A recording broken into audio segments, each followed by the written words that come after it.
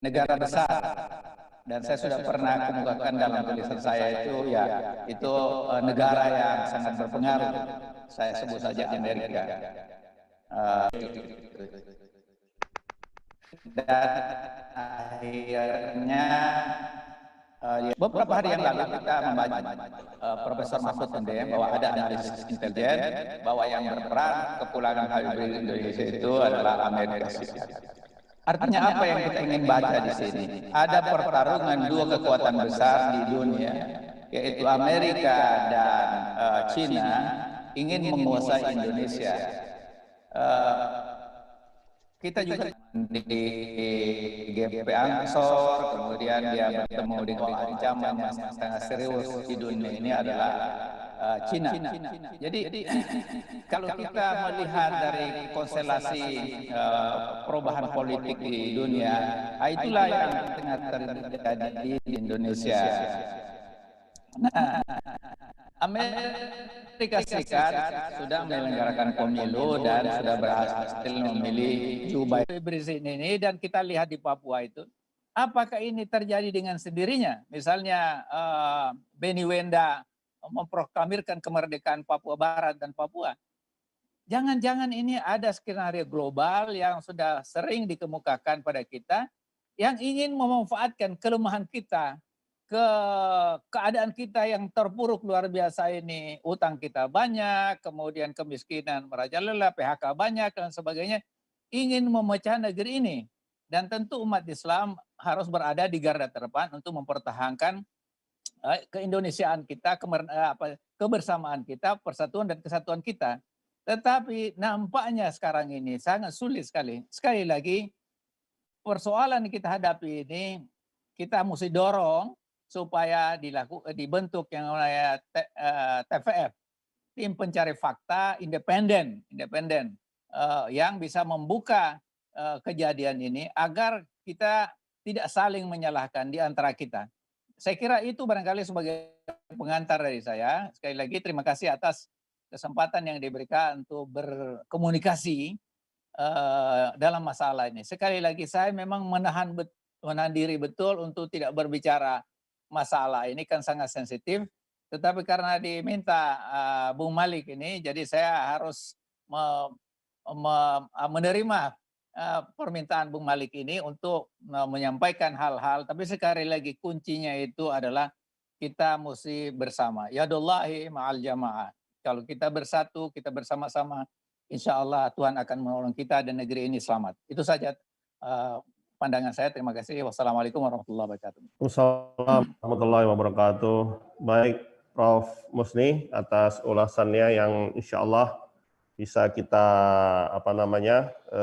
ambil banyak pelajaran, di mana satu yang menurut saya yang paling krusial yaitu jangan sampai bangsa kita terpecah belah oleh sebab masalah-masalah yang sebenarnya kita selesaikan secara beradab dan bermartabat, gitu Prof ya. Jadi seringkali masalah-masalah yang sebenarnya bisa kita selesaikan dengan cara-cara yang benar, yang sebenarnya tidak perlu gaduh, tapi dengan adanya peristiwa ini akhirnya kita semua di tubuh umat Islam maupun di pemerintah jadi seakan-akan terus dalam keadaan tegang ya, terus dalam keadaan saling berhadap-hadapan, dan itu yang sebenarnya tidak kita inginkan.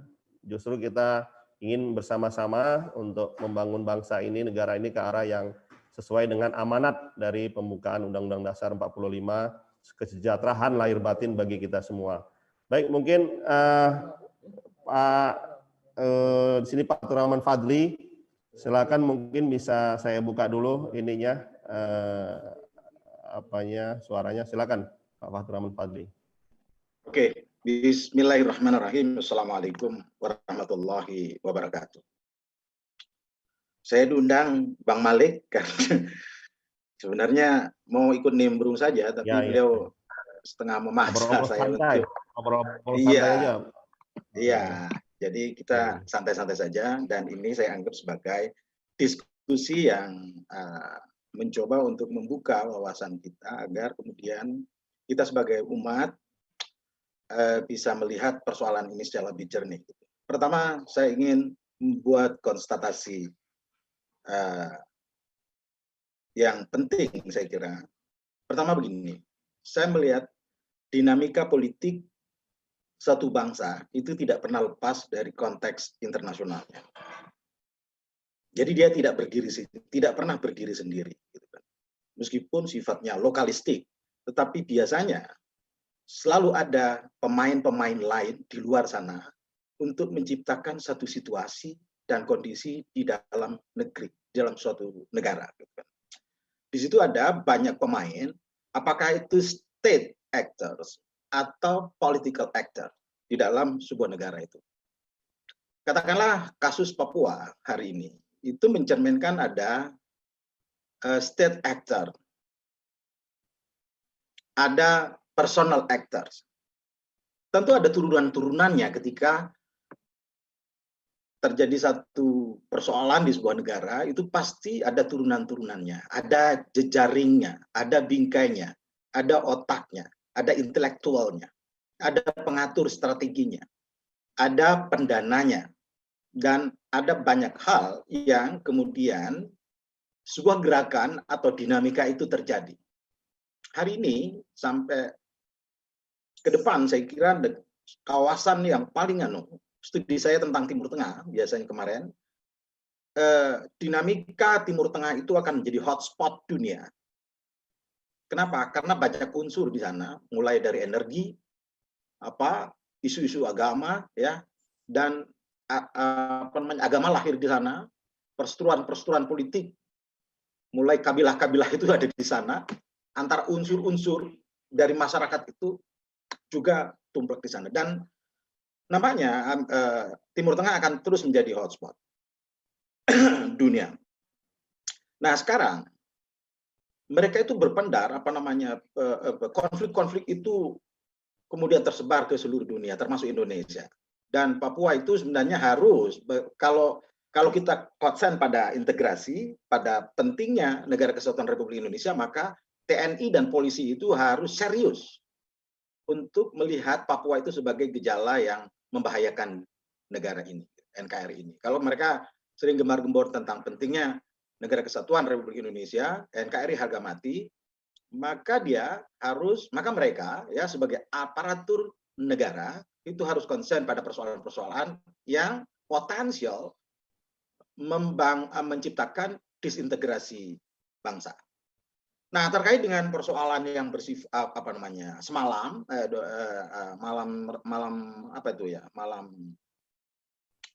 malam kemarin tentang penembakan itu kita harus juga melihat masalah itu dari perspektif intelijen.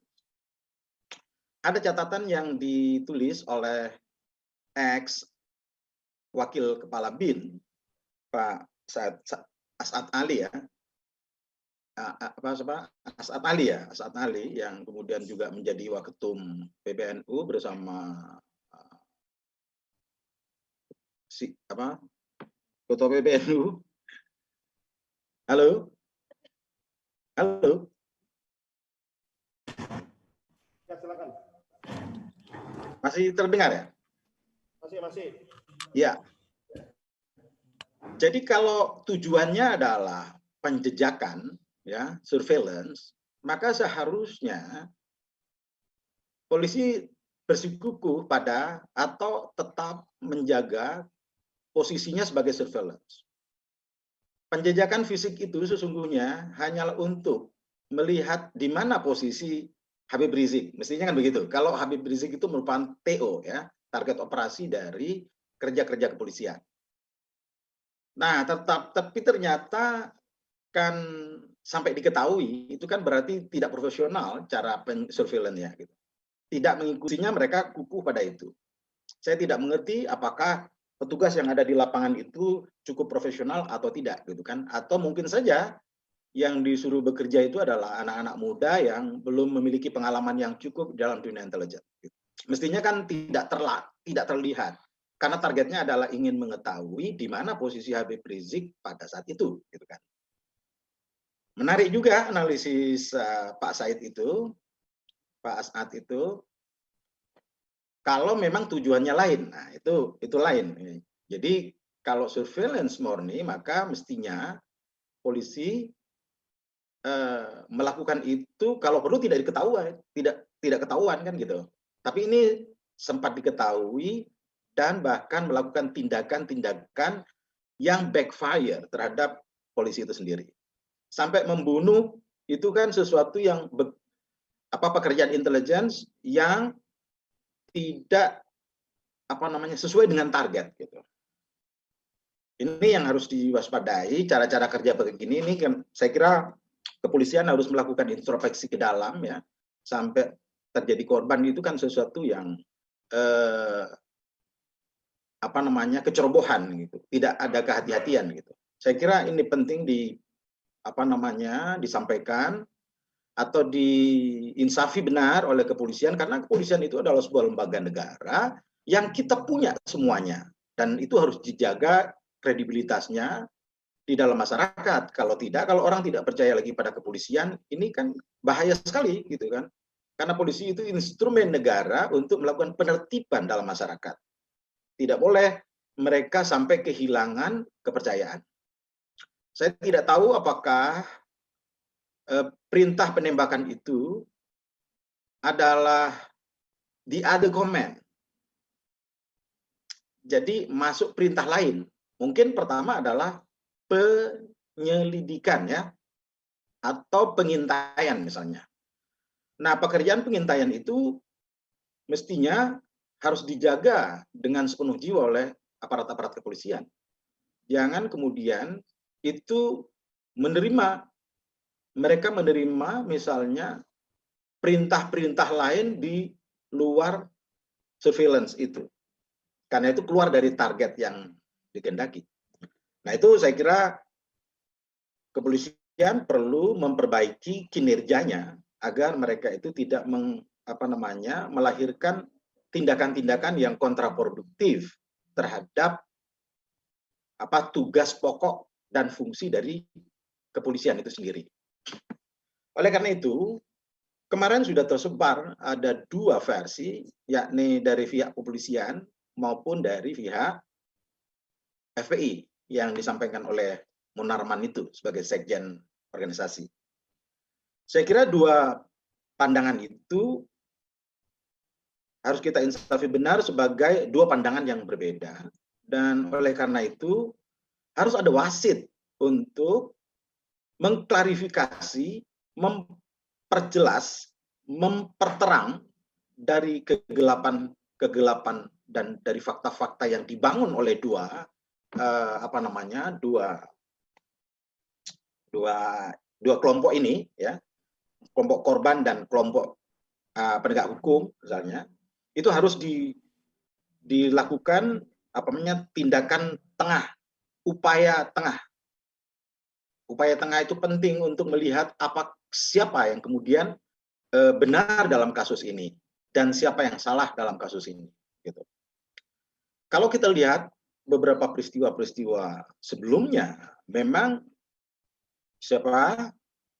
Habib Rizik Syihab ini memang menjadi target yang rasanya menjadi target besar gitu ya. Saya tidak mengerti apakah kemudian dengan revolusi akhlaknya itu kemudian Habib Rizik ingin memporak-porandakan bangsa ini, membangun disintegrasi. Saya tidak mengerti. Pikiran saya tidak sampai ke sana gitu. Justru Rasulullah Muhammad SAW itu adalah panglima revolusi akhlak itu gitu. Jadi revolusi Mekah itu sebenarnya revolusi yang fundamental, tetapi tidak brutal kan. Saya belum melihat aksi-aksi FPI itu brutal, terutama yang kekinian ya. Mungkin ada satu proses ini intelektualisasi dari gerakan FPI dengan masuknya Munarman mungkin ya, dan tokoh-tokoh kaum intelektual yang masuk secara sukarela. Sekarang sudah canggih sekali itu cara-cara kerja FPI itu, misalnya dia bikin TV sendiri, instrumen untuk memberikan pemahaman kepada masyarakat siapa sebenarnya mereka. Sudah sangat canggih, ya, medsosnya juga mereka garap secara profesional gitu. Dan itu saya kira penting. Kehadiran FPI itu menurut saya dalam derajat tertentu penting sebagai kelompok yang memberikan cermin terhadap kekuasaan dikala DPR sebagai yang sedianya di dalam tata negara itu menjadi badan pengawasan yang melihat persoalan itu secara kritis, ilmiah, dan berpikiran strategik jauh ke depan demi kepentingan bangsa dan negara. Tapi yang kita lihat DPR hari ini kan hanya fadlizon, dan itu sesungguhnya tragedi yang besar dalam tata negara kita. Tidak boleh hanya fadlizon karena kita punya 500 berapa itu 60 ya anggota DPR. Pekerjaan penting mereka itu adalah voice, bicara dia.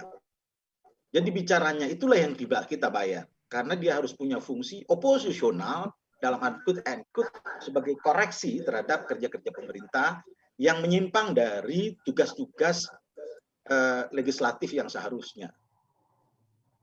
Nah, pelajaran apa yang seharusnya kita dapatkan dari proses kejadian kemarin? Ini bahaya sekali. Guru politik saya misalnya Profesor Salim Said sering mengatakan kepada kami dalam diskusi-diskusi kecil yang untuk kepentingan pengayaan kita untuk membaca fenomena-fenomena politik. Beliau mengatakan bahwa Indonesia itu berada dalam posisi ongoing proses. Masih dalam proses gitu kan. Karena itu tidak boleh ada Indonesia ini sebenarnya belum jadi sebuah bangsa. Sebuah bangsa yang menyatu secara padu. Karena apa? Karena Pancasilanya belum kita kerjakan secara maksimal. Kalau negara ini, kalau pemimpin ini melaksanakan Pancasila secara murni dan konsekuen, maka Pancasila itu menjadi faktor integrasi yang sangat baik. Kenapa sekarang masih ada para koruptor yang berkeliaran kemana-mana dengan entengnya, diceramai di depan ustadz juga dia tidak bergeming, gitu? Karena Pancasila, sila pertama ketuhanan yang Maha Esa itu tidak dipakai oleh para aparatur negara yang melakukan korupsi itu. Saya kira kalau itu dilakukan, sila pertama saja dilakukan, ketuhanan yang Maha Esa, kembali kita pada Pancasila, makanya Republik ini akan mudah. Ini menjadi negara superpower dalam prediksi saya. Karena seluruh resources negara itu ada. Ini patahan surga Indonesia ini. Hanya yang kita butuhkan adalah pemimpin yang betul-betul mengakar kepada masyarakat, di dalam masyarakat, yang betul-betul menghibahkan hidupnya untuk kepentingan bangsa dan negara di dalam Indonesia ini gitu. Kalau tidak ke sana maka repot. Apalagi kita ini tidak boleh mengangkat pemimpin yang memiliki kemampuan yang mediocre. Kita ini membutuhkan pemimpin yang par excellence. Kenapa begitu? Karena bangsa ini adalah bangsa yang the fragmented society. Masyarakat yang mudah dipecah belah. Belanda, negara kecil itu bisa menguasai kita karena kita memiliki potensi pecah belah. Pecah belahnya di mana? Banyak sekali unsur pecah belahnya. Dari aspek kebudayaannya, budaya kita yang beraneka rupa itu, dari aspek agama yang majemuk, dari aspek suku bangsanya, dari aspek bahasanya, dan dari aspek kepentingan-kepentingan ekonomi yang melingkupinya. Ini sangat rawan sekali. Dan dalam prediksi beberapa pengamat, misalnya Profesor Delenor, saya pernah interview dengan beliau, itu kita akan memiliki potensi pecah hingga 8 negara. Hingga menjadi 8 negara bagian. Kalau itu tidak diinsafi oleh para penyelenggara negara atau para penyelenggara ini tidak terampil di dalam mengelola kemajemukan bangsa ini, maka mungkin bangsa Indonesia ini tidak akan bisa bertahan 100 tahun. Saya kira itu dulu pengantar diskusi dalam ini. Saya kira demikian. Terima kasih. Assalamualaikum warahmatullahi wabarakatuh. Waalaikumsalam warahmatullahi wabarakatuh. Baik, sebuah statement yang menarik.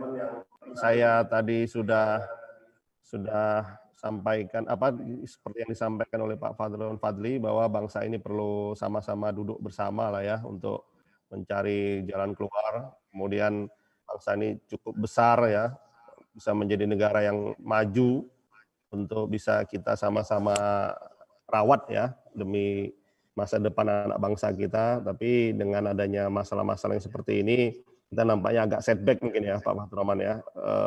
Sebenarnya ini hal-hal yang sebenarnya bisa diselesaikan dengan cara yang lebih mudah, tapi kita nampaknya berkutat ya dengan hal-hal yang sifatnya sebenarnya secara sistemik ya, bisa kita selesaikan. Baik, di sini sudah hadir juga Pak Haji Syanuar. Beliau adalah Wasekum FPI dan juga adalah lawyer dari FPI yang diberikan otoritas untuk berbicara masalah hukum. Ada Pak Haji Syanuar, kami persilahkan. Ntar saya buka dulu. Pak Haji, saya buka. Oke, buka Pak. Tes saya. Oke. Ya, assalamualaikum warahmatullahi wabarakatuh. Assalamualaikum warahmatullahi wabarakatuh.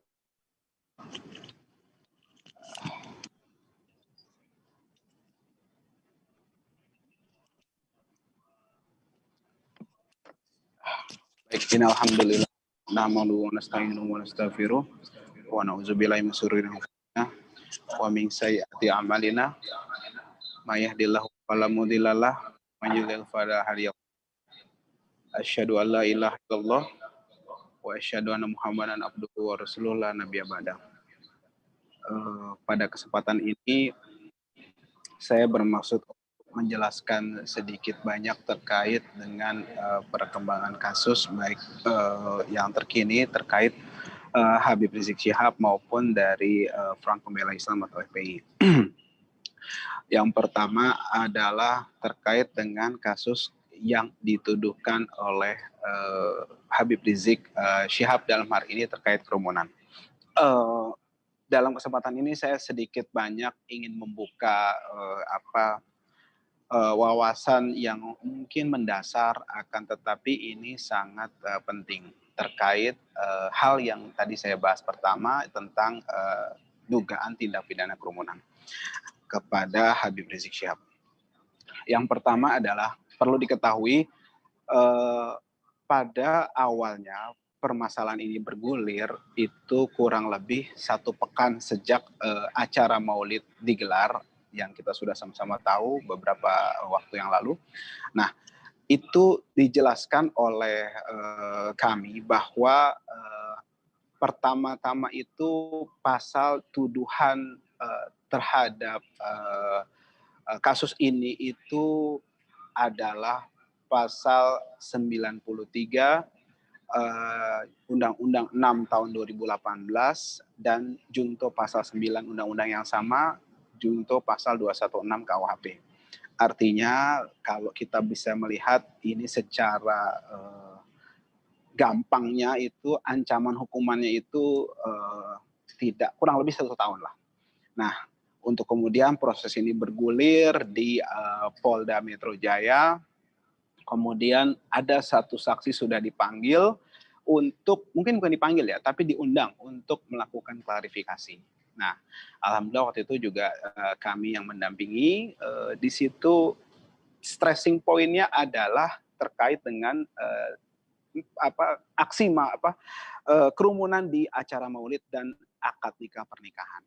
Nah, dari situ saya dapat sampaikan sedikit banyak terkait pemeriksaan itu, bahwa arahnya itu sangat terlihat bahwa itu diduga akan membidik Habib Rizik Syihab.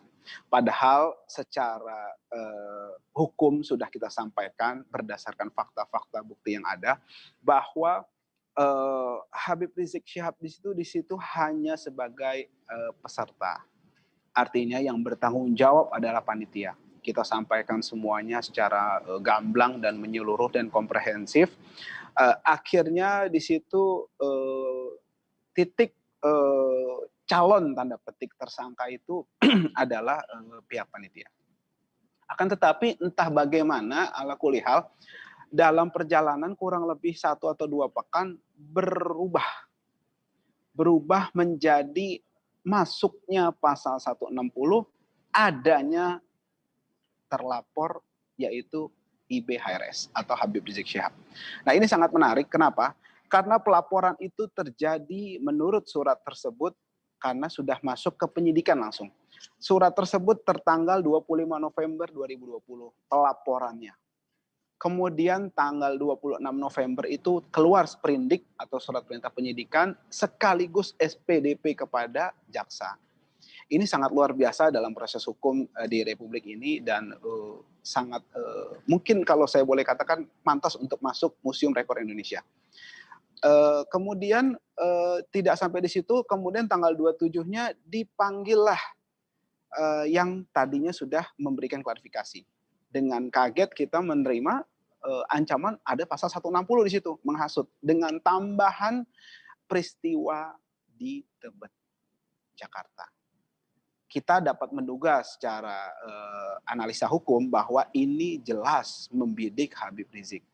Bidikan pertama gagal karena dirasa tidak pas, karena berdasarkan keterangan saksi, keterangan apa yang diundang dalam klarifikasi itu menyatakan bahwa arahnya ini terlihat jauh dari Habib Rizik Syihab. Akan tetapi ala kuliah yang tadi saya jelaskan ini jelas membidik Habib Rizik Syihab pada proses yang kedua tadi.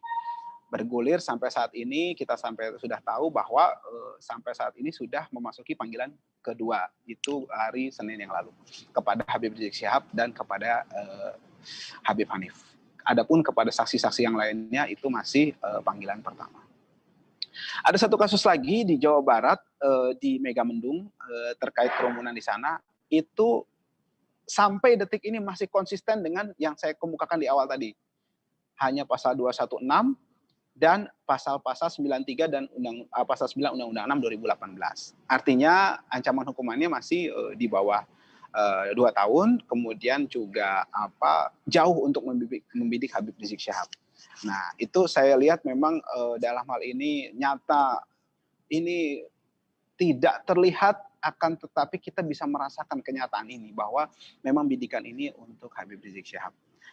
Ditambah lagi berbagai fakta yang saya selalu kemukakan sebelum-sebelumnya bahwa Habib Rizik bersedia, pihak FPI, panitia bersedia untuk bertanggung jawab dan sudah secara sanksi sudah kita penuhi, kemudian secara denda sudah kita bayar, gitu kan. Akan tetapi ada nebis in idem dalam hal ini dilanjutkan untuk proses pidananya. Ini agak aneh.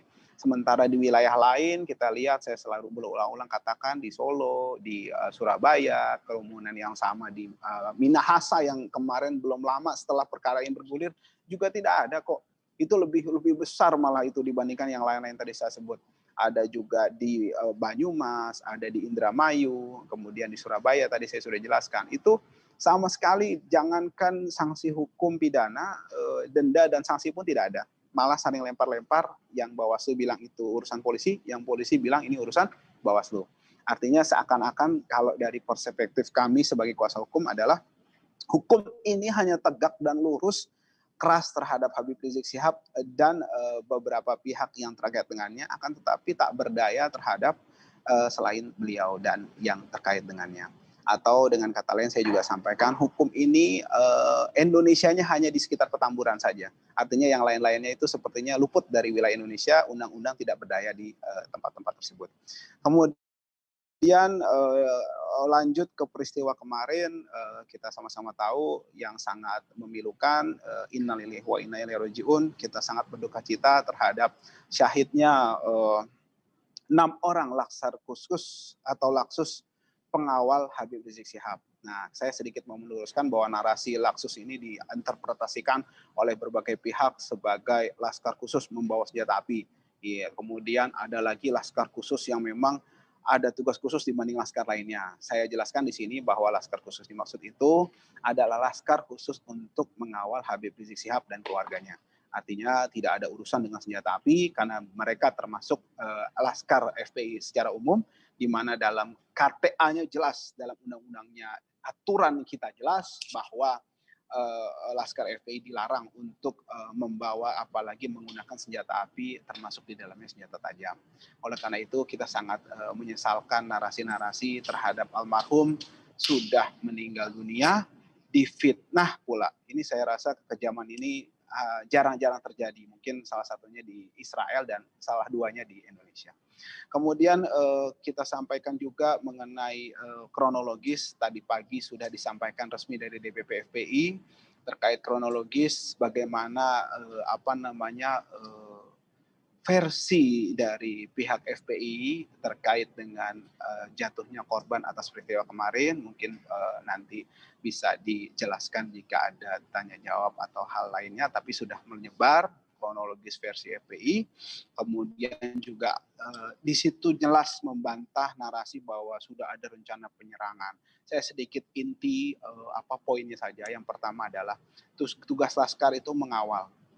Siapapun pengawal itu, baik satpam yang baru lulus kemarin sore atau baru masuk kemarin sore pun, saya yakin nalurinya itu sama untuk melindungi yang harus dilindungi, untuk mengawal yang harus dikawal. Artinya di situ dijelaskan di statement resmi dari FPI, dan itu logis masuk akal tanpa rekayasa. Kenapa? Di situ dijelaskan bagaimana ada 3 mobil mencoba untuk masuk ke kerumunan ke konvoy dari keluarga Habib Rizik dan keluarganya, kemudian dicegah, di mana voice note itu disebarkan diduga oleh pihak-pihak yang memang saat ini melakukan penembakan itu terhadap Laskar. Gitu. Kenapa? Karena sampai detik ini jenazah, mobil, alat komunikasi semua berada di luar kekuasaan dan kewenangan dari pihak FPI ataupun keluarganya. Artinya informasi itu bebas disebarkan oleh yang megang itu. Tapi Allah Maha Kuasa, sekali lagi mereka lemparkan voice note itu seakan-akan ada penyerangan pada pihak kepolisian, padahal secara logika masyarakat umum sudah cerdas bahwa dimanapun juga tadi di situ kan dijelaskan di voice note itu, tabrak saja tabrak. Nah, di mana-mana namanya ada ada konvoy mau dihadang, pasti pengawal itu bereaksi kan. Nah, reaksi itu dijelaskan dan perlu diingat, mereka itu yang melakukan penghadangan dan penguntitan serta upaya memepet kendaraan dari keluarga Habib Rizik itu tidak mengenalkan dirinya dan tidak berperilaku selayaknya aparat resmi penegak hukum. Tidak ada menunjukkan kartu identitas, kendaraannya juga kendaraan sipil. Artinya sangat lucu ketika dikatakan narasinya menyerang duluan polisi. Mana tahu kalau itu polisi. Itu sederhana saja gitu. Kemudian yang kedua, mereka narasinya mengatakan sedang memantau adanya massa. Habib Rizik dan keluarganya itu akan keluar Jakarta. Tol Jakarta Cikampek menuju Kerawang. Sedangkan narasinya katanya ada massa ke dalam. Kan nggak masuk akal. Gitu loh. Artinya tipu daya ini sudah tidak lagi relevan lah seperti itu. Tidak, pemutarbalikan ini tidak pada tempatnya gitu. Pemutarbalikan fakta ini. Kemudian ada upaya untuk menabrak. Tadi saya jelaskan. Penyerangan atau nabrak tadi bahasanya ya itu tadi. Itu hanya ancaman.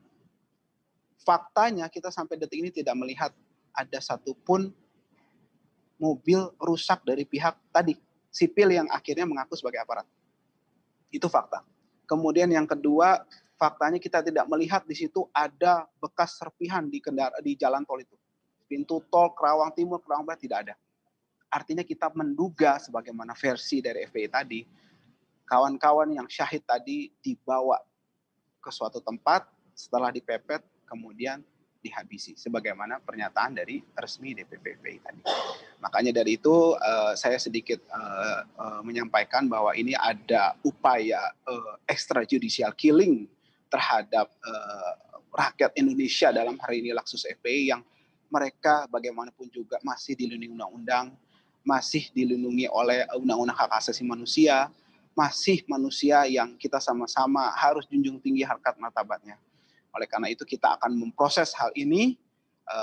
Alhamdulillah tadi malam kita sudah berkomunikasi dengan Komnas HAM. Komnas HAM juga sudah datang beberapa anggotanya ke Petamburan untuk berdiskusi dengan keluarga. Alhamdulillah hari ini juga keluar pernyataan resmi dari Komnas HAM untuk melanjutkan hal ini. Kemudian kita akan memproses ini ke Komisi 3 DPR terkait kekejaman ini. Kemudian juga kita akan membawa kepada Amnesty International atau dari Kompolnas jika diperlukan. Mungkin itu saja sekilas dari saya. Mohon maaf jika ada yang tidak berkenan. Wabillahi taufiq wal hidayah. Assalamualaikum warahmatullahi wabarakatuh.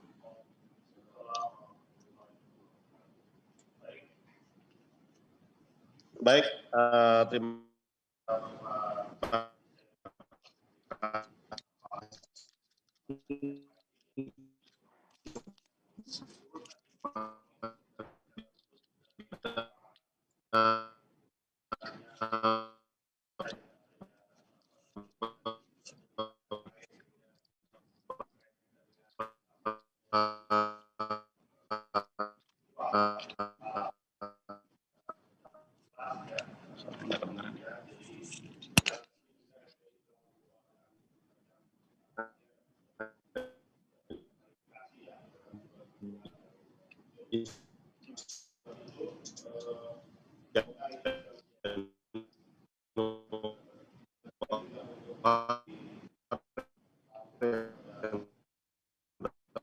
telah memberikan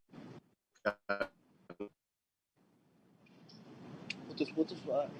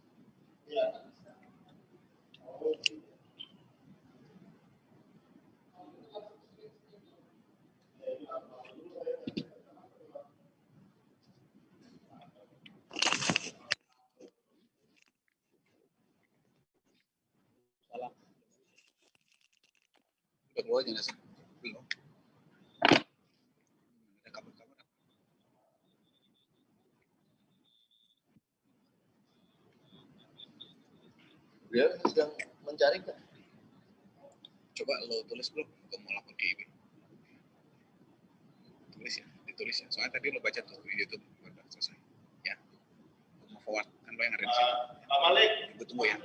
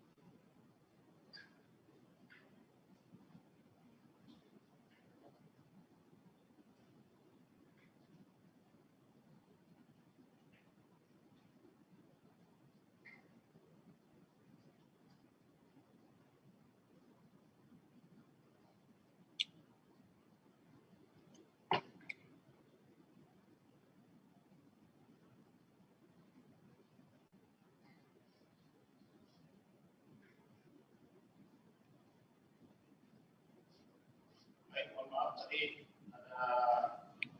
ada putus ya. Baik, pada Pak Dr. Isma ini ahli tata negara kita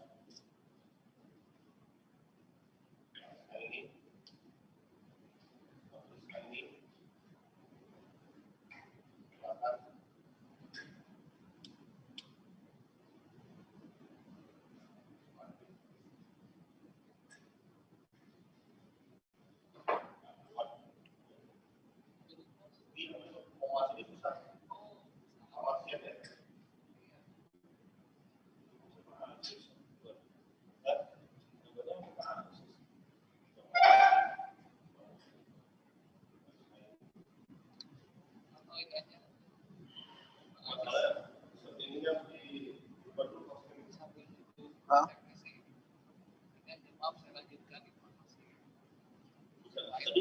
Nggak bisa gue buka. Tadi soalnya gue juga nggak dengar omongannya kita. Apa? Kalau gambarnya masih gambar apa?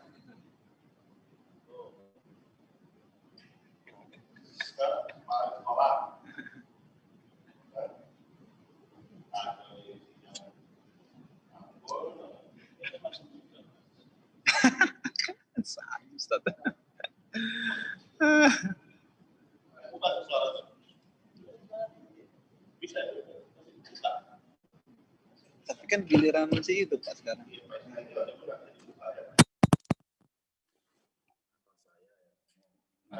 Catat aja. Bisa nggak? Bisa. Mute-nya bisa nggak di? Di-mute dari situ, unmute Pak. Di situ bisa dia. Enggak, host kan? Siapa hostnya? The host is not knowing. Hostnya yang berubah jadi host siapa? hostnya antum itu. Iya, biasa kan pindah itu, pindah host. Ini internetnya Om, jelek Om. Halo. Menunjukkan pengalaman. Karena di tempat tadi kan, kalau di kamar kan sudah standby jadinya. Itu ada yang bilang Pak Aziz Yanwar bicara sendiri. Di-mute aja, di-mute Pak. Udah. Tuh kok.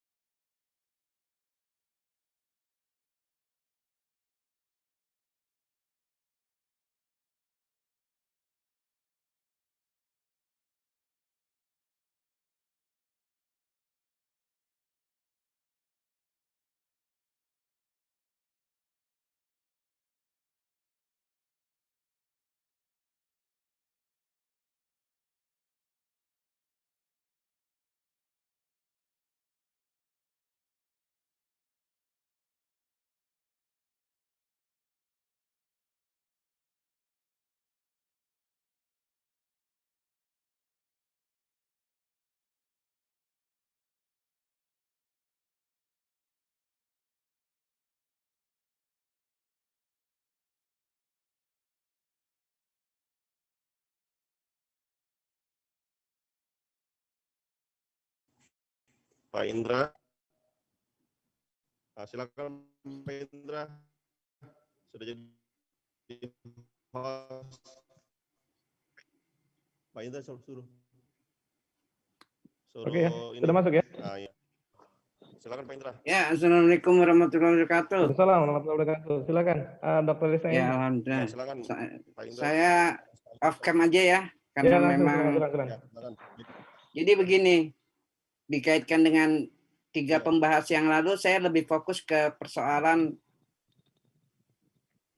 penembakan 6 laskar FPI.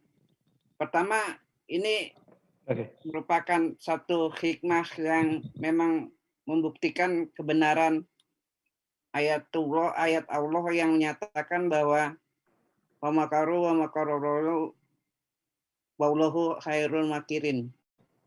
Jadi ketika FPI sendiri menyatakan siapa penembak itu berpakaian preman, tidak dalam bentuk tidak berani menyatakan itu polisi, tiba-tiba pihak kepolisian mengaku sudah menembak dengan berbagai dalil yang dikemukakan. Itu satu.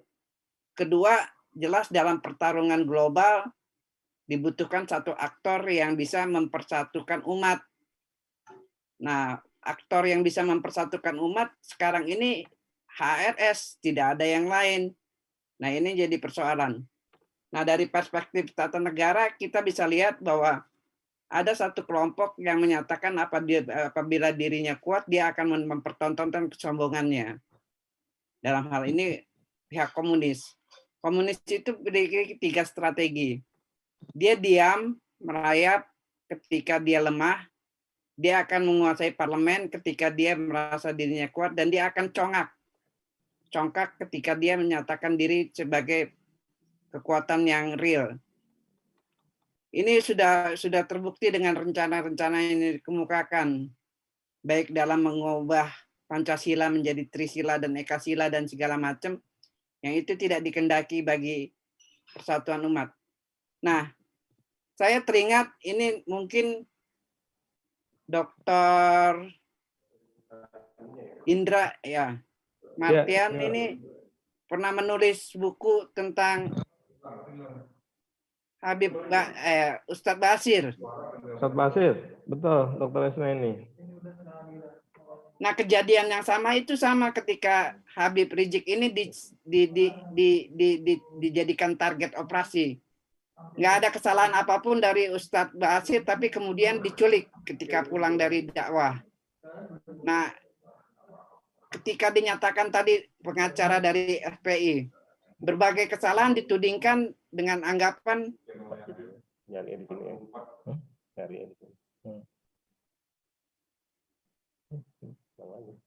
Halo? Iya. Ya, silakan lanjutkan. Saya pemana tadi. Ketika Ustadz Basir ditudingkan dengan berbagai kesalahan, tidak terbukti, akhirnya diculik. Nah, ini terbukti dengan kasus Habib Rizik. Penjemputan dianggap Habib Rizik yang salah. Kemudian kawin dan maulidan dianggap Habib Rizik yang salah. Ketika masuk tadi dengan gamblang, pengacara dari FPI menyatakan bahwa sudah menjadi terlapor. Padahal sanksi yang diberikan berupa denda sudah dibayar dan yang lain. Nah, dalam kaitan ini polisi tidak memainkan tribrata mereka. Mereka tidak lagi sebagai pengayom. Nah, ini yang perlu diwaspadai tentunya dari gerakan umat Islam yang akan memenangkan unggulan umat Islam. Nah, dalam perspektif ini saya lihat juga ada satu keanehan ketika, dan itu sudah terbongkar ketika tadi pengacara dari FPI menyatakan berbagai bukti sudah dikemukakan, tapi yang menyebar itu justru mereka, bukan dari pihak FPI. Seperti sound note yang dikemukakan itu sudah viral di berbagai media. Nah, justru itu saya sepakat sekali dan sepaham ketika ini harus dikawal dengan ketat sampai ke Komisi 3 dan tadi pada Amnesty Internasional. Mungkin perlu komunikasi yang lebih intens yang terkait dengan berbagai pihak itu untuk menyatakan kewaspadaan kita terhadap penyusup-penyusup yang lain. Demikian sebagai pembuka dari saya, dan saya sangat berduka dengan adanya 6 syahid terbunuh pada kejadian ini. Billahi taufik wal hidayah. Wassalamualaikum warahmatullahi wabarakatuh. Waalaikumsalam warahmatullahi wabarakatuh. Terima kasih Dr. Isna ini terkait dengan tadi ya, sudah memberikan beberapa poin terkait dengan diskusi kita, ya, lebih menindaklanjuti terkait dengan adanya konspirasi dari PKI, sehingga kemudian kita harus berhati-hati. Ya. Selanjutnya Prof. Zokoedi hadir? Belum ada. Oh, terus kemudian apa namanya, Fadlizon juga belum hadir ya? Bang Fadlizon belum hadir ya? Baik, karena narasumber kita, pembicara kita yang kedua, dua orang ini, Fadlizon dan kemudian Prof. Zokoedi ini kelihatannya berhalangan hadir atau masih di perjalanan internet ini ya mengudara, maka kami persilahkan kepada para peserta diskusi, para peserta yang ikut diskusi terkait dengan tema ini, silakan jika ada yang mau bertanya, boleh ya, boleh mengangkat tangan atau kemudian boleh chat ya kepada moderator, nanti kita bacakan kalau memang misalkan chat, nanti kalau misalkan ada angkat tangan nanti kita kasih kesempatan untuk berbicara. Silakan. Pak Diansa. Oke.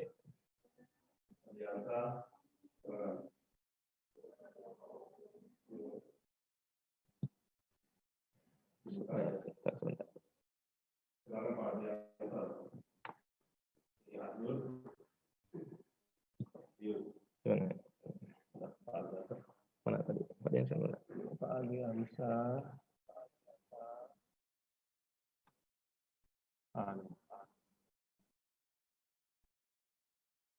Oke, silakan Pak Adriansa dibuka ya. Silakan Pak Adriansa dibuka. Kepada Pak Denny dulu. Pak Denny, Hendy, buka ya. Silakan Pak Denny.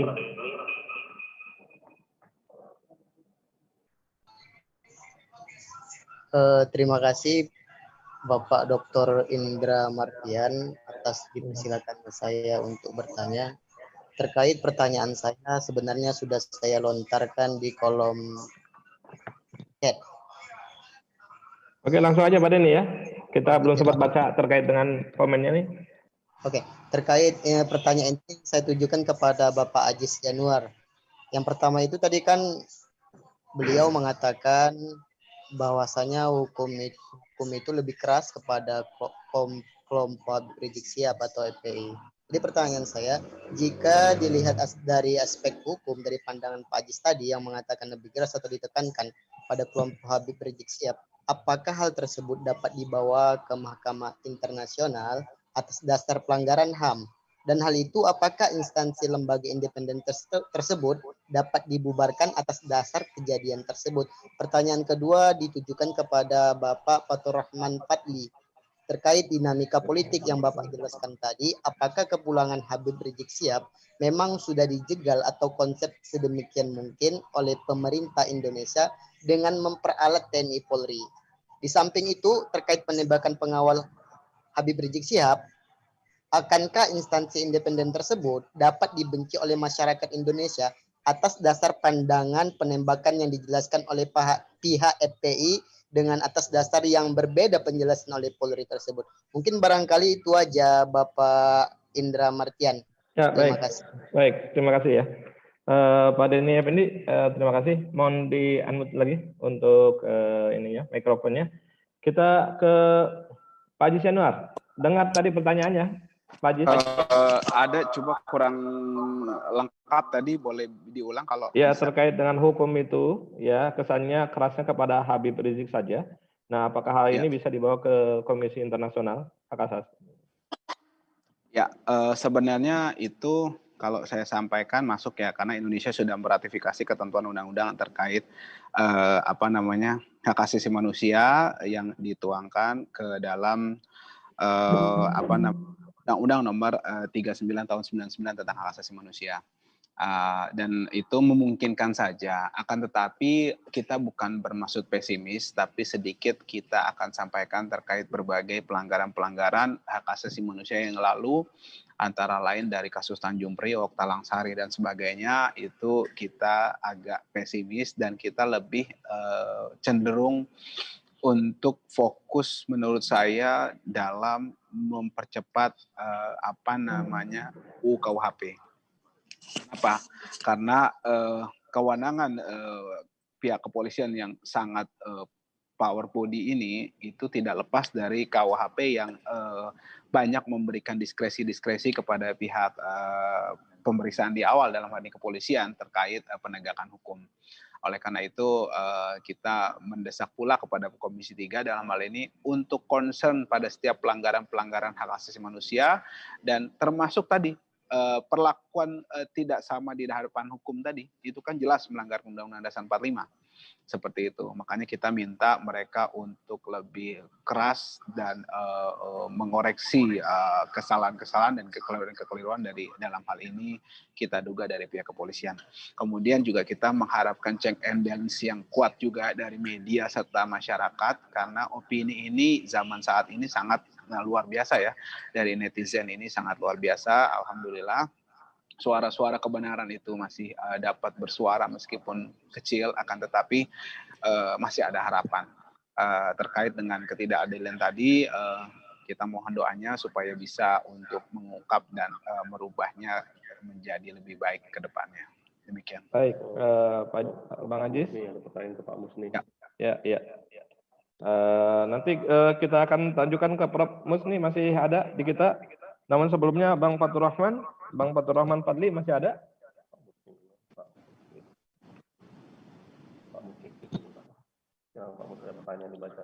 Nah, baik. Untuk Prof. Musni, ini ada satu pertanyaan. Di AS, 1 orang minoritas mati tertembak oleh polisi seluruh negara bagian demo besar-besaran. Di negara kita, 6 orang ditembak, tidak ada gejolak. Benar-benar hebat kesadaran masyarakat kita. Ataukah ini pertanda bahwa masyarakat sudah intimidated ya, atau demokrasi sudah mati? Ya, Prof? terima kasih. Jelas pertanyaannya, Prof? Ya, jelas. Baik, silakan, Prof. Memang kita tahu di Amerika itu ketika George Floyd itu ditembak, ya pokoknya diperlakukan oleh polisi sehingga dia mati. Itu kemudian geger se-Amerika, dan tidak hanya di Amerika tapi juga di Eropa ya, di Inggris dan di berbagai negara itu. Itu pertanda memang kesadaran mereka terhadap pentingnya hak asasi manusia begitu tinggi gitu ya. Pentingnya memelihara, menjaga, dan mempertahankan yang namanya arti kehidupan itu. Sebenarnya kita kalau lihat di undang-undang kita itu, pembukaan Undang-Undang Dasar 45 itu kan tujuan kita merdeka melindungi segenap bangsa Indonesia. Bangsa itu apa? Itu rakyat, masyarakat gitu situ. Tetapi faktanya seperti yang disampaikan tadi, memang ini terjadi perang opini. Siapa yang menguasai pemberitaan opini itulah yang diikuti oleh masyarakat. Maka tidak heran orang yang sudah dibunuh itu kemudian ya seolah-olah merestui pembunuhan itu. Dan ini sayang sekali organisasi seperti itu gitu ya. Tapi inilah fakta yang kita saksikan. Bahwa kesadaran kita terhadap masalah-masalah seperti ini masih belum seperti yang kita saksikan di Amerika. Tapi ini banyak faktor. Faktor pertama itu karena memang pendidikan masyarakat kita, sebagaimana yang kita ketahui, belum seperti yang terjadi di Amerika. Itu yang kedua, kehidupan masyarakat kita. Masyarakat kita ini berada dalam kondisi yang sangat sulit untuk hidup, banyak yang mengalami kesulitan. Jadi mereka lebih berpikir bagaimana bisa hidup dari waktu ke waktu gitu, ketimbang membicarakan masalah yang berkembang di masyarakat. Nah, yang banyak ribut itu, banyak berbicara itu kelompok menengah yang kemudian mereka menggunakan Facebook, Twitter, dan lain-lain itu untuk menyuarakan. Dan itu kita lihat juga cukup banyak yang menyuarakan masalah kematian 6 orang ini. Jadi tidak bisa juga kita anggap ini adalah representasi dari masyarakat. Kan masyarakat kita ini ada silent majority. Yang mayoritas itu diam. Bukan berarti mereka merestui perbuatan itu, tapi mereka diam. Nah, kenapa mereka diam? Tidak ada komando mereka. Kalau sudah ada komando mereka itu, mereka akan bergerak. Tetapi gerakan mereka itu bisa di luar dugaan kita. Nah, disinilah faktor Habib Rizik ini dianggap berbahaya karena bisa mempersatukan, bisa punya karisma yang besar.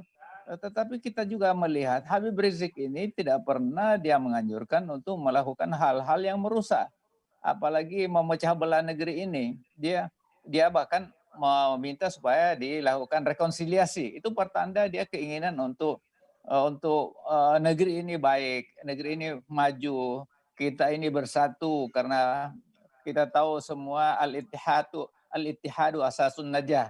Persatuan itu adalah pangkal untuk meraih kemenangan. Jadi di situ kita lihat itu pikiran-pikiran itu, tetapi memang sebagian di kalangan kita itu menganggap dia sudah musuh, dan yang memegang tongkat komando ini menganggap Habib Rizik musuh.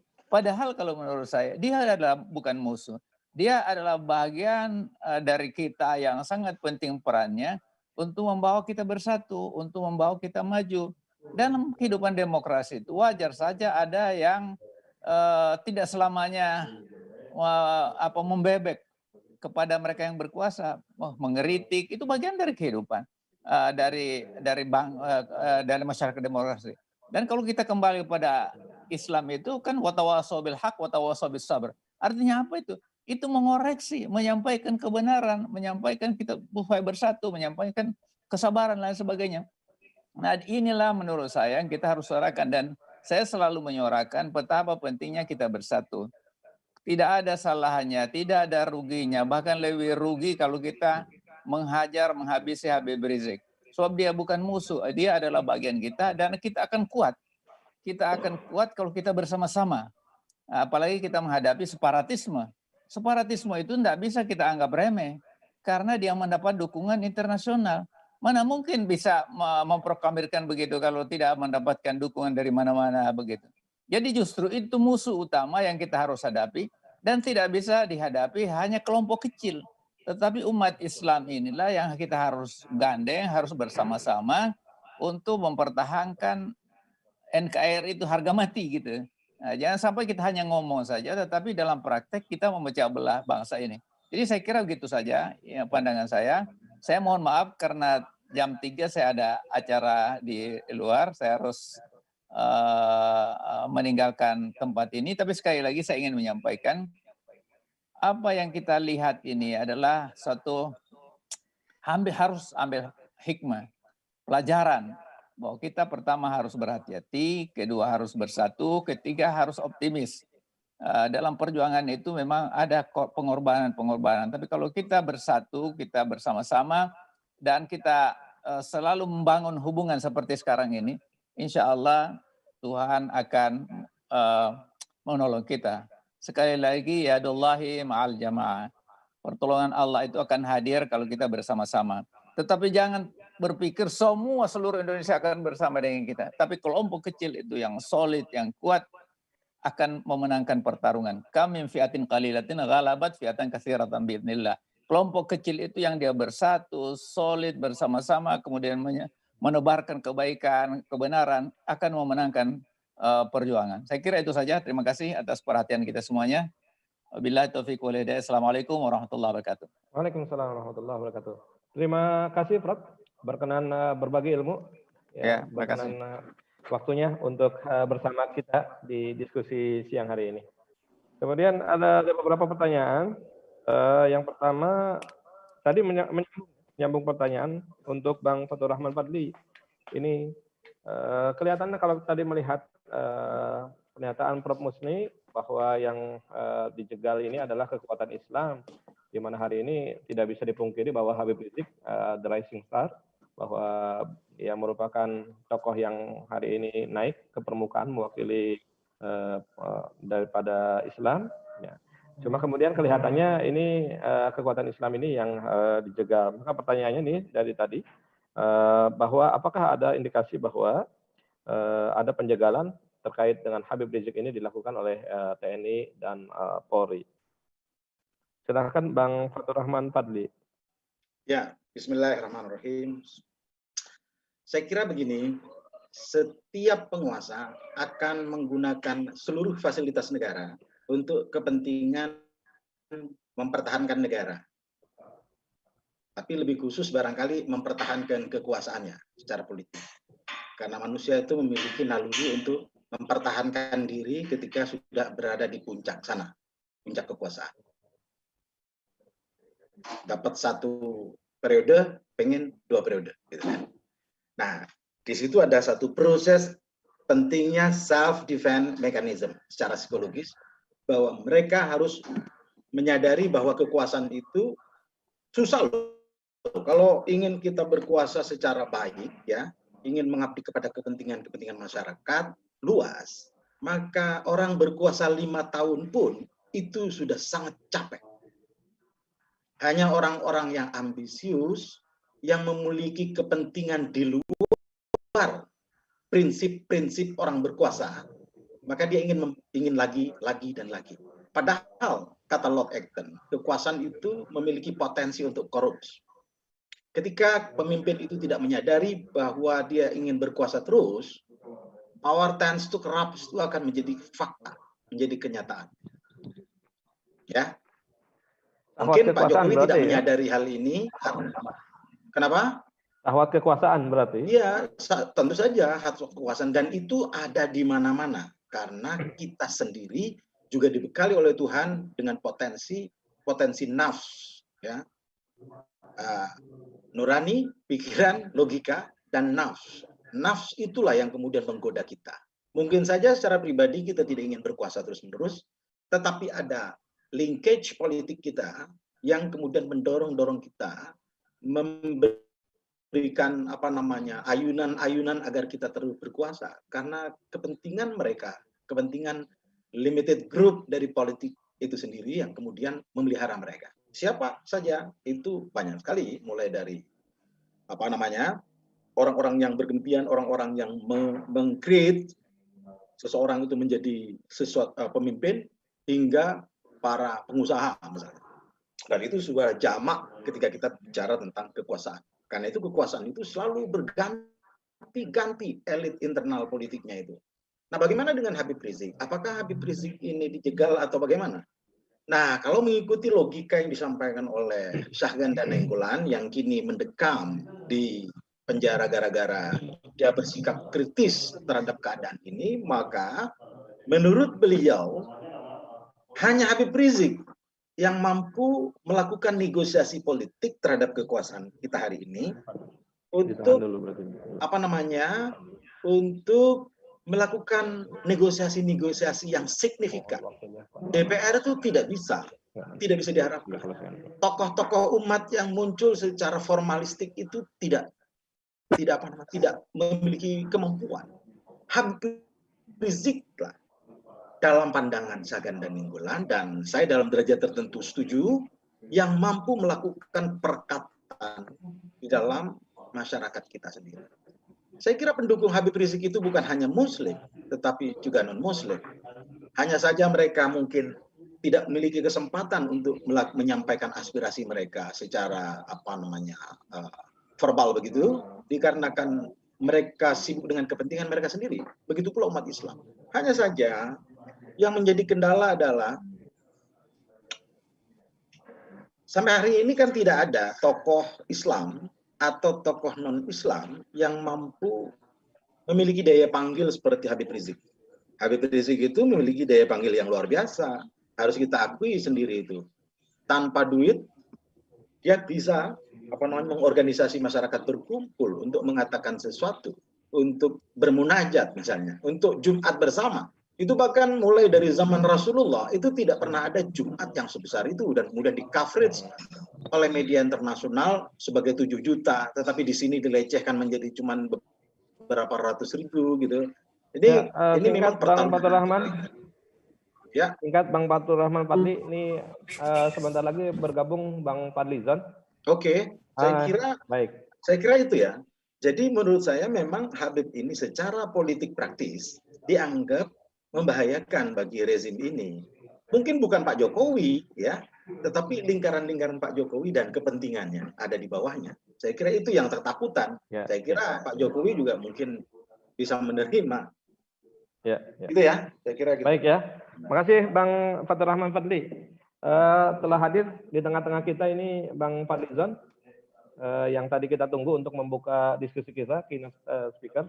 Maka sekarang mungkin meskipun di akhir Bang Fadlizon bisa memberikan gambaran terkait dengan kasus penembakan kemarin yang kemudian mensyahidkan insya Allah 6 laskar FPI. Silakan Bang Fadlizon. Terima kasih. Assalamualaikum warahmatullahi wabarakatuh. Waalaikumsalam. Mohon maaf saya rapat dari tadi siang dan baru selesai, masih di Tangerang. Tapi saya sangat concern terhadap perkembangan belakangan ini. Menurut saya peristiwa penembakan yang oleh Saudara Munarman dikatakan pembantaian, ya kalau kita melihat dari kronologi yang dibuat oleh FPI dan kalau itu memang benar, tentu saja ini merupakan sebuah pembunuhan dan pembantaian.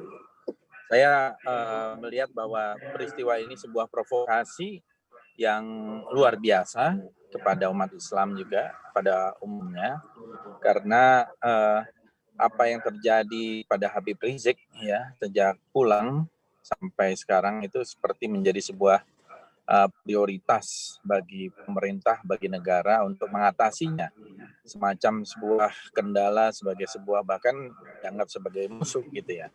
Dan tidak ada alasan-alasan yang kuat sebenarnya bagi pemerintah untuk menjadikan Habib Rizik sebagai musuh. Saya juga termasuk yang dari awal mengatakan seharusnya justru dirangkul dan menjadikan momentum kembalinya Habib Rizik itu sebagai momentum untuk rekonsiliasi, persatuan. Dan apa yang disampaikan oleh Habib Rizik tentang rekonsiliasi pun ternyata juga seperti bertepuk sebelah tangan. Kita melihat ada upaya-upaya dari aparat, ya, baik dari pihak kepolisian, mungkin juga dari Badan Intelijen Negara, menjadikan Habib Rizik ini semacam momok, ya. Dan saya menduga peristiwa kemarin itu adalah upaya untuk mempercepat sebuah titik kulminasi, dan tentu saja bagi saya ini sebuah peristiwa yang bisa dianggap sebagai pelanggaran hak asasi manusia, gitu. Karena di situ tidak ada satu alasan apapun, apalagi dengan alasan tuduhan yang masih sumir tentang protokol kesehatan, di mana protokol kesehatan itu banyak dilanggar oleh orang dan tidak ada satu dasar hukum yang kokoh, yang kuat untuk melakukan sebuah upaya sampai operasi-operasi intelijen yang luar biasa, ya, yang kita lihat kan baru kita bisa katakan itu setelah ada pengakuan dari Kapolda Metro bahwa mereka yang berseragam itu atau mereka yang tidak berseragam itu adalah aparat kepolisian.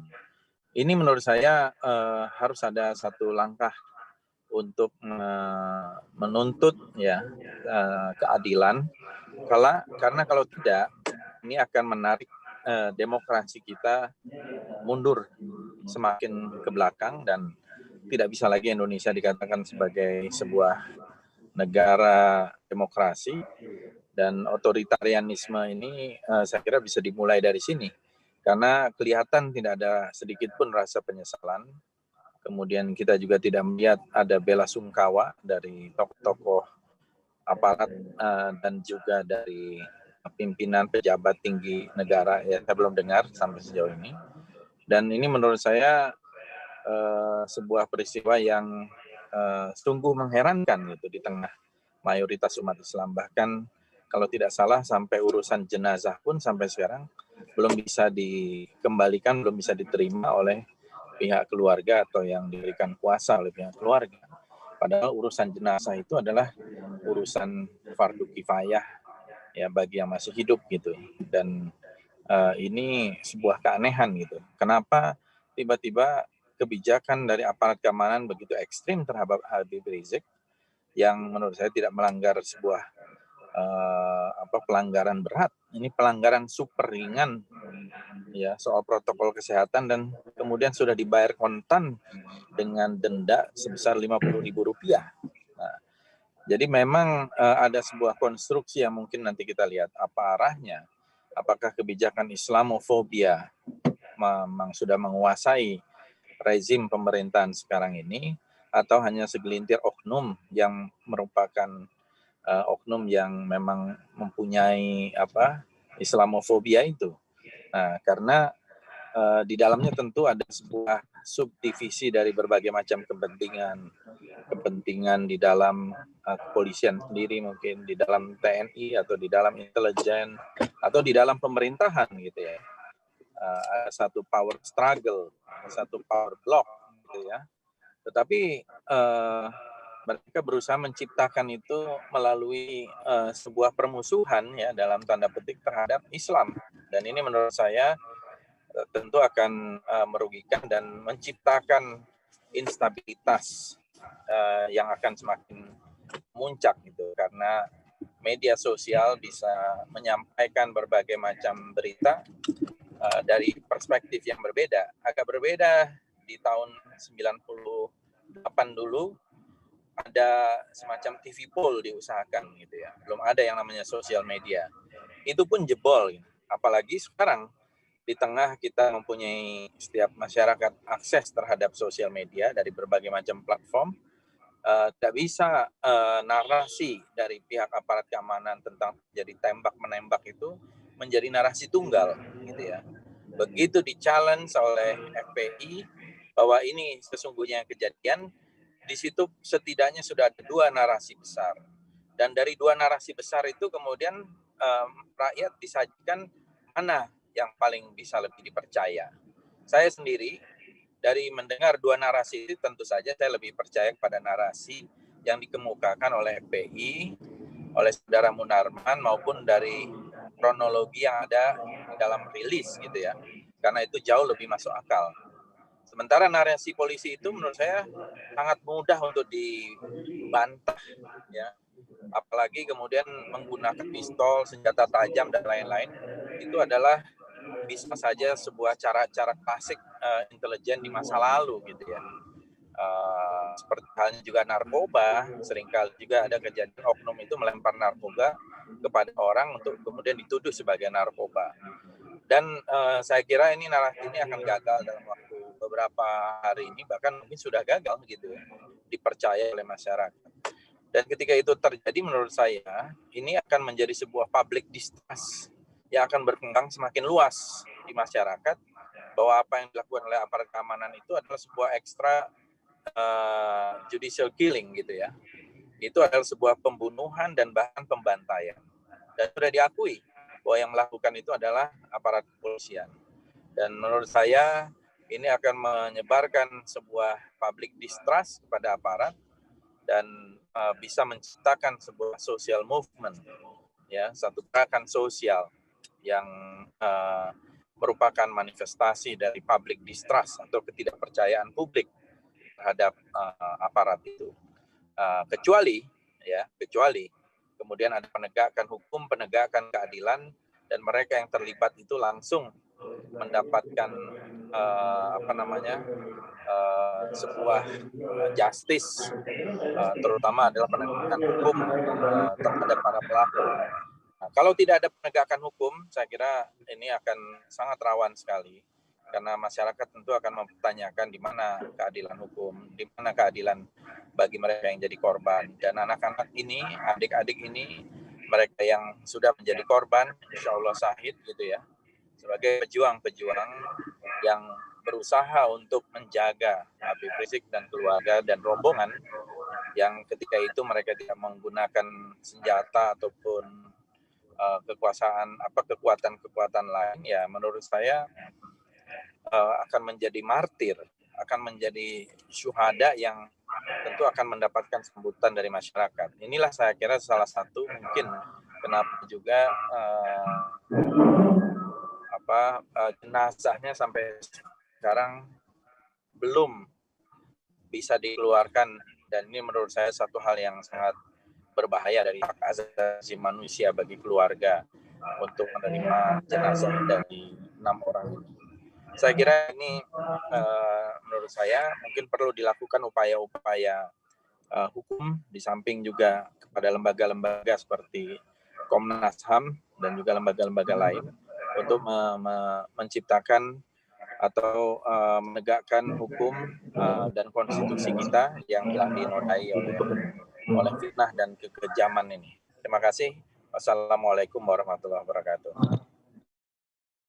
Di jam 1 ya sampai jam 3 ini kepada para peserta diskus ini waktu menjelang pukul 3 mau saya kasih satu kepada Bang Riko ya. Bang Riko ini sudah mengangkat tangan untuk pertanyaan terakhir.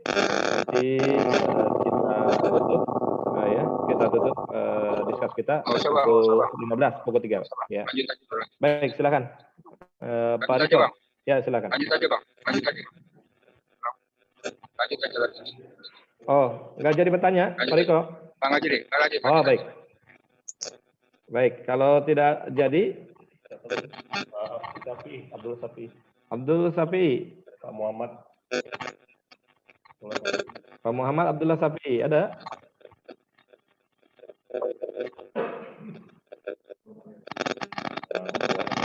Baik ya. Baik ya. Para pembicara, narasumber yang kami hormati, kiranya sudah tidak ada lagi pertanyaan ke moderator yang hendak diajukan kepada para narasumber. Insya Allah kita akan tutup diskus hari ini. Kami ucapkan dari CSIL sebagai penyelenggara dan Kompi, kami mengucapkan terima kasih atas para pembicara yang berkenan hadir untuk memberikan terkait dengan kasus penembakan polisi terhadap insya Allah Laskar FPI yang insya Allah syahid. Insya Allah nanti kita akan lakukan diskus berikutnya. Ya, jadi nanti barangkali abang-abang ini kita undang kembali untuk diskus di CSIL dan Kompi. Kami mohon kesediaannya untuk kembali hadir. Bang Fadlizon, kami ucapkan terima kasih atas waktunya di tengah kesibukannya, di tengah waktu tugasnya ini. Kemudian Bang Fatur Rahman Fadli, Prof. Musni Umar, dan Dr. Isnaini, dan Bang Aziz Yanuar. Ya, demikian kiranya diskusi hari ini. Kami ucapkan terima kasih kepada para pembicara dan kepada semua peserta seminar. Ya, diskus kita, insya Allah nanti kita akan lakukan berseri dan insya Allah kita akan undang kembali teman-teman semuanya untuk melakukan diskus bersama kita. Terima kasih. Assalamualaikum warahmatullahi wabarakatuh.